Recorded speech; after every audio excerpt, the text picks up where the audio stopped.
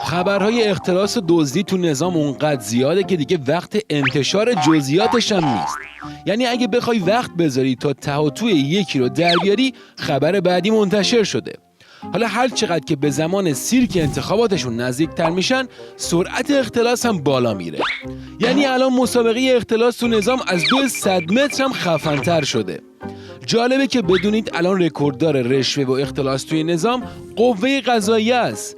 یعنی ارگانی که قرار بوده مجری عدالت باشه، الان شده مجری قلمبا کردن آپارتمان‌های 600 متری و ویلاهای 4000 متری تو شمال ایران.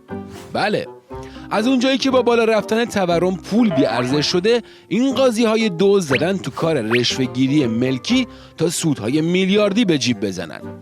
یکی دیگه از این بازارهای مکاره طویله مجلسه که نماینده‌هاش یا کمبود خواباشون رو اونجا جبران میکنن یا مشغول جفتک زدن به همدیگه هستن.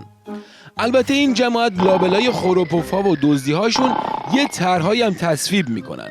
از طرح شکایت علیه هالیوود گرفته یا جنگ و دعوا بر سر اینکه وقتی وفات و ولادت توی یک روز بیفته باید عزاداری کرد یا جشن گرفت. تو شرایطی که اقتصاد مملکت داره میپوکه، این مشنگا کلی با هم دعوا کردن.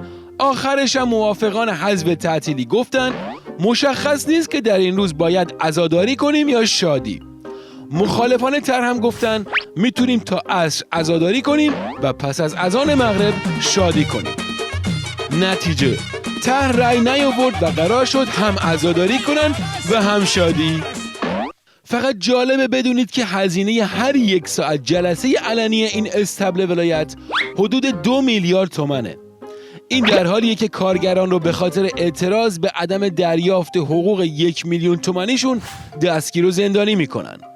خلاصه اینکه سوتی بازار ولایت تا سود شدن عظما و باقی جک و جونه براش از ایران همچنان ادامه داره.